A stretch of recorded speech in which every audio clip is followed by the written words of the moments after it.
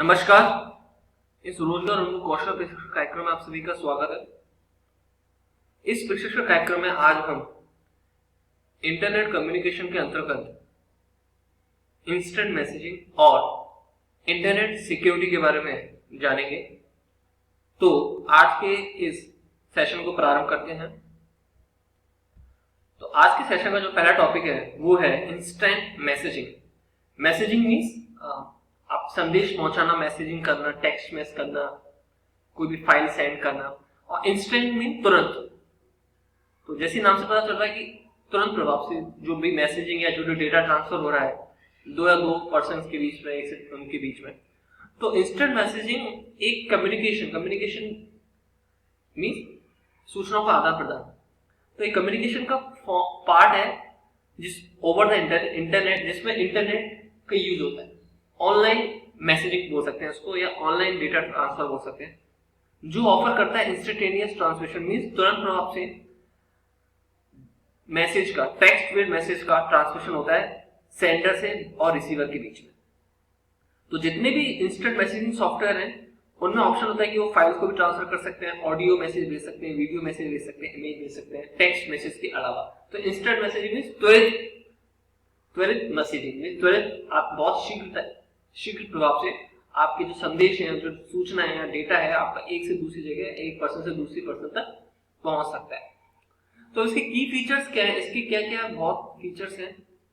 तो पहला है कि इसमें एक पर्सन से दूसरे मैसेज तक टेक्स्ट मैसेज सेंड किए जा सकते हैं, जैसे कि एसएमएस में। बट एसएमएस में इंटरनेट की रिक्वायरमेंट नहीं होती है, ऑफलाइन मैसेजिंग बोलते हैं, जिसमें एसएमएस में खाली सेलुलर या आपके जो नेटवर्क है, टेलीफोन नेटवर्क है, उनके यूज होते हैं। जबकि इंस्टेंट मैसेजिंग में आपका ऑनलाइन मैसेजिंग इंटरनेट रिक्वायरमेंट होती है।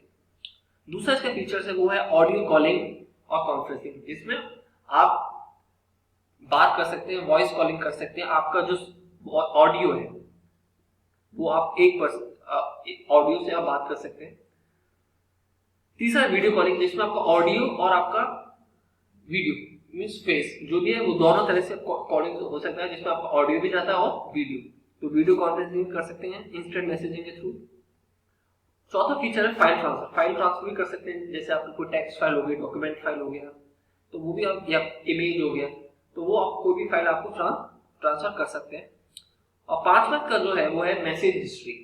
इसमें यदि आपने किसी को पर्सन को मैसेज भेजा है या कुछ भी टेक्स्ट भेजा, कोई फाइल भेजी, तो वो हिस्ट्री रहती है, वो आप बाद में फ्यूचर रेफरेंस के लिए देख सकते हैं कि आपने कब किसको क्या डेटा भेजा, क्या फाइल सेंड करी। तो इसमें ये भी ऑप्शन होता है कि मैसेज हिस्ट्री, एक जितनी मैसेज सेंड की उनकी हिस्ट्री मेंटेन रहती है। आगे चलते हैं। नेक्स्ट है कि इंस्टेंट मैसेजिंग के कौन कौन से टाइप्स है। तो दो तरह के इंस्टेंट मैसेजिंग सॉफ्टवेयर होते हैं। पहला है एप्लीकेशन बेस्ड और दूसरा है वेब बेस्ड। तो एप्लीकेशन बेस्ड क्या होता है? एप्लीकेशन बेस्ड एक बार इनको डाउनलोड करना होता है और फिर इनको आपके कंप्यूटर पे, मोबाइल पे इनको इंस्टॉल करना पड़ता है। इनको फिर बार बार आपको डाउनलोड या नहीं करना है, इंस्टॉल करना है। एक बार आपको डाउनलोड और अपने सिस्टम पर इंस्टॉल करना है, उसके बाद आप कभी भी इसको ओपन करेंगे तो आप एक्सेस कर सकते हैं। तो इनको बोलते हैं एप्लीकेशन बेस्ड। जैसे आपको व्हाट्सएप है, एक बार व्हाट्सएप को गूगल प्ले स्टोर से आपने डाउनलोड किया, इंस्टॉल कर दिया, तो उसको बार बार आपको अब इंस्टॉल या डाउनलोड नहीं करना है। एक बार किया, उसके बाद उसको आप रेगुलरली एक्सेस कर सकते हैं। तो इसमें एक एग्जांपल है Google Doc, Yahoo Messenger, Skype, Window Live Messenger, Reddit, okay. Next है वेब बेस्ड। वेब बेस्ड में क्या है कि आप जितनी भी सॉफ्टवेयर, इंस्टेंट मैसेजिंग सॉफ्टवेयर, उनको एक्सेस करते हैं यूजिंग ब्राउजर जैसे इंटरनेट एक्सप्लोरर हो गया आपका, गूगल क्रोम या मोजिला फायरफॉक्स, इनको एक्सेस करते हैं। और फिर आपको उसको एक्सेस करने के लिए बार बार आपको ब्राउजर से एक्सेस करना पड़ेगा। तो ये होते हैं वेब बेस्ड। तो इसका एग्जांपल है MSN web messenger, Yahoo messenger. तो इस तरह से इंस्टेंट मैसेजिंग परफॉर्म होती है। नेक्स्ट जो टॉपिक है वो है ब्लॉग। ये बहुत कॉमन टॉपिक है, फैमिलियर, कि आजकल हर पर्सन अपना ब्लॉग बनाते हैं। तो ब्लॉग होता क्या है बेसिकली? तो ब्लॉग एक डिस्कशन स्टाइल साइट है जो नॉन टेक्निकल मेंबर्स के द्वारा यूज की जाती है, जिसमें वो अपने पर्सनल वेब पेज बना सकते हैं। तो जैसे टेक्निकल मेंबर, जैसे कंप्यूटर साइंस या कंप्यूटर ट्रेन पर्सन टेक्निकल, जैसे वो अपनी वेबसाइट बनाते हैं एचटीएमएल में, पीएचपी में।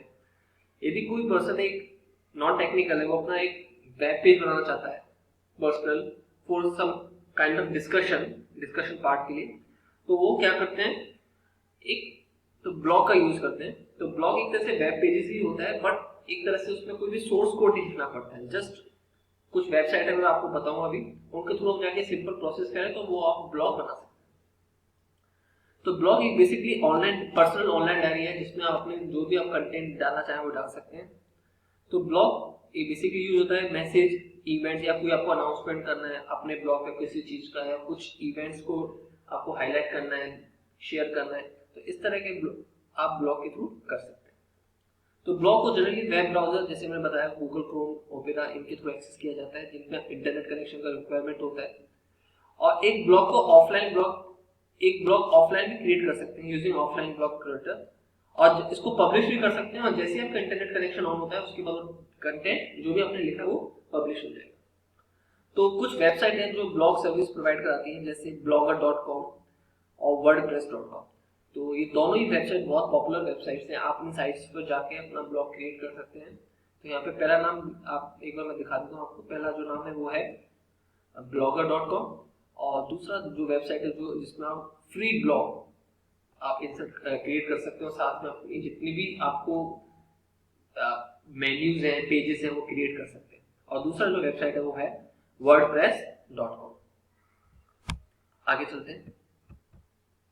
तो आज के सेशन का जो लास्ट टॉपिक है वो है इंटरनेट सिक्योरिटी। आप जैसे नाम सजेस्ट कर रहा है कि आप इंटरनेट में कौन कौन सी सिक्योरिटीज हैं या कौन कौन से पहले थ्रेट्स हैं। पहले हम थ्रेट्स के बारे में जानेंगे। थ्रेट्स मींस आप किस तरह से किस चीज का खतरा रहता है इंटरनेट पर। इंटरनेट में खतरा मींस आप जो डेटा सेंड कर रहे हैं, कोई भी फाइल सेंड कर रहे हैं, वो कहीं हैक नहीं हो जाए, कहीं करप्ट नहीं हो जाए, कोई चोरी ना कर ले ऑनलाइन, जो जिनको हम हैकर्स और क्रैकर्स बोलते हैं। तो आप जो इंटरनेट सिक्योरिटी मींस आपको खतरा नहीं, बस आपके डेटा को जो आप डेटा सेंड कर रहे हैं नेटवर्क पर, इंटरनेट पर, एक जगह से दूसरी जगह, तो कुछ डेटा ऐसा भी होता है जो बड़ा कॉन्फिडेंशियल होता है या बड़ा पर्सनल डेटा होता है। तो ऐसे डेटा को कैसे आप प्रोटेक्ट करें, तो कुछ ऐसी प्रैक्टिसेस हैं वो हम देखेंगे। और पहले उससे पहले हम जानेंगे कि कौन कौन सी थ्रेट्स होती है। जैसे कि तो इंटरनेट सिक्योरिटी का एक कंप्यूटर सिक्योरिटी की ब्रांच है जो एक इंटरनेट से रिलेटेड होती है, जिसमें ब्राउजर की मीन आपके जो भी ब्राउजर जिससे आप एक्सेस कर रहे हैं या जहां से आप सेंड कर रहे हैं उसकी सिक्योरिटी और नेटवर्क सिक्योरिटी पे फोकस किया जाता है। जैसे कि Google Chrome, opera, Mozilla Firefox, internet explorer बहुत अच्छी वेब ब्राउजर्स हैं क्योंकि इनकी सिक्योरिटी बहुत हाई है। जैसे इसमें हम मेरी कंप्यूटर सिक्योरिटी ये एक डिटेल हो जाएगा, बट एक जनरली हम जैसे इसमें की यूज करते हैं, जैसे हम एक घर में चाबी यूज करते हैं किसी चीज को सिक्योर करने के लिए, ऐसे ही हम एक वेबसाइट को एक की जिसको इंक्रिप्शन की और SSL बोलते हैं उससे सिक्योर करते हैं, जिससे कि आपका डेटा पूरा सिक्योर रहता है। जैसे कि आप देखते हैं कि व्हाट्सएप जैसे हम यूज करते हैं तो उसमें ऑप्शन आता है एंड टू एंड इंक्रिप्शन।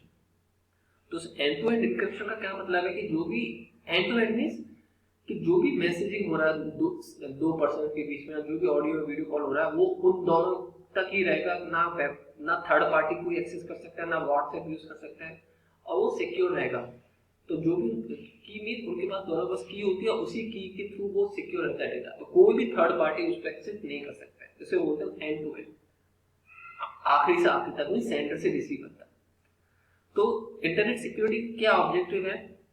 तो इंटरनेट सिक्योरिटी का जो है कि वो रूल्स और मेजर्स को स्टैब्लिश करना जिससे इंटरनेट पर होने वाले अटैक से बचा जा सके। तो ऑनलाइन थ्रेट्स पहले बात कर लेते हैं, ऑनलाइन कौन कौन सी थ्रेट्स हैं आजकल।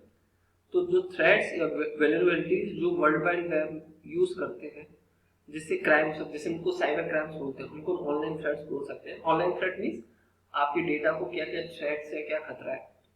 तो पहला जो ऑनलाइन थ्रेट आता है वो है फिशिंग।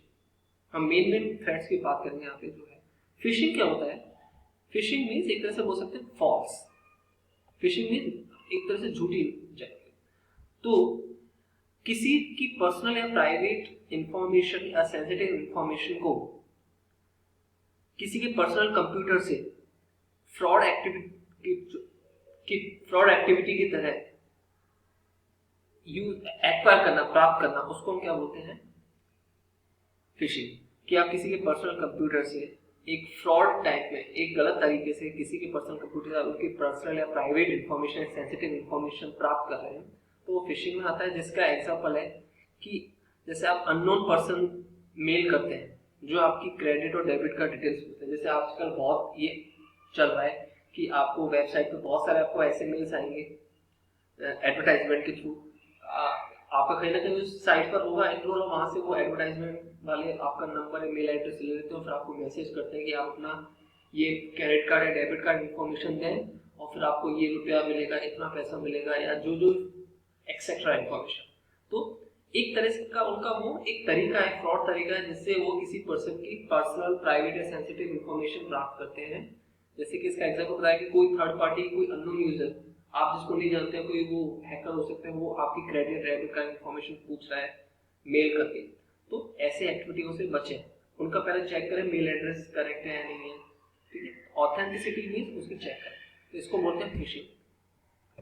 तो नेक्स्ट है वो है ईमेल स्पूफिंग। ईमेल स्पूफिंग क्या होता है कि एक कोई पर्सन एक फॉर्म मींस फर्जी जो एड्रेस है उससे मेल सेंड करते हैं जो लगता है हमको ओरिजिनल है। जैसे कभी कभी आपको फेसबुक से मैसेज आ जाता है कि abc@facebook.com, तो आपको क्या लगता है किसी पर्सन को या फेसबुक से कोई मेल आया है, तो कुछ यानी फेसबुक वाले कुछ इन्फॉर्मेशन चाह रहे हैं, बट वो डोमेन जो है वो चेंज रहता है, या जो ओरिजिनल फेसबुक का मेल है वो कहीं ना कहीं, जैसे फेसबुक पे वो FAC कर देगा, तो कुछ ऐसी चीज माइनर होगा जो ऑफिशियल जो फेसबुक का मेल आईडी उससे चेंज होगा, तो वो एक सिमिलर एक तरह से लगेगा कि आपको ओरिजिनल है, बट उसमें कुछ थोड़ा सा चेंजेस होगा माइनर। तो उस तरह से एक वो फर्जी मेल आईडी बनाते हैं, उससे मैसेज करते हैं, जिससे यदि आप उस फाइल को खोलते हैं तो उस फाइल में कुछ वायरसेस हो सकते हैं या कुछ इन्फेक्टेड मेल हो सकते हैं, जिनमें वॉर्म, ट्रोजन हॉर्स वायरसेस हो सकते हैं, जो आपके सिस्टम में जो भी डेटा है उसको करप्ट कर सकते हैं या आपके सिस्टम को क्रैश कर सकते हैं। तो उसको बोलते हैं ईमेल स्पूफिंग। जो थर्ड है ऑनलाइन थ्रेट वो है chat spoofing. Chat spoofing means कि कुछ आपको कुछ तरीकों से, फर्जी तरीकों से, या कुछ आपको धोखा मींस एक तरह से बोल सकते हैं आपको डिसीव कर रहे हैं जो फॉल्स इंफॉर्मेशन, ठीक है, कुछ ट्रिक्स अप्लाई कर रहे हैं जो फॉल्स इंफॉर्मेशन कंटेन कर रही है। तो एक तरह से चैट स्पूफिंग बोल सकते हैं कि इंटरनेट पर किसी पर्सन की आइडेंटिटी या तो फर्जी है या उसको छुपा है। जिससे आप बात करें, सपोज मैं किसी से पर्सन से बात कर रहा हूँ, अब हमको पता चला रिलेटिव है बट कोई थर्ड पार्टी है जिसका नंबर आपको सेव नहीं है, और एज ए हम बात करें बट उसकी जो आइडेंटिटी है जो वो प्रेजेंट कर रहे हैं कि मैं हूँ बट वो है नहीं, मीन्स अपनी आइडेंटिटी को छुपा रहा है या वो आइडेंटिटी फर्जी है। और कई बार हम क्या होते हैं कि बात करते हैं आइडेंटिटी छुपा के, और वो कुछ कई बार इंफॉर्मेशन, उससे सेंसिटिव इंफॉर्मेशन मांग लेता है, और समहाउ वो लेटर ऑन एक इंटरनेट सिक्योरिटी की जो रूल्स हैं उनको वायलेट करती है। तो ये भी एक तरह का थ्रेट है। तो एक तरह से इन सभी बचें। आप किसी पर्सन की आइडेंटिटी को पहले ऑथेंटिकेट करें, आप जिससे बात कर रहे हैं, चैट कर रहे हैं, क्योंकि कई आजकल कितने भी हैकर्स आ गए, हर एक सेकंड में हैकर आता है और वो कोई ना कोई यूज करता है, तो इनके लिए बहुत कॉमन टेक्निक है। तो इससे सबसे अच्छा प्रिवेंशन ये है कि हम उनसे उनके ऑथेंटिसिटी को जाने, वो कितने सही है, उनकी आइडेंटिटी को जाने।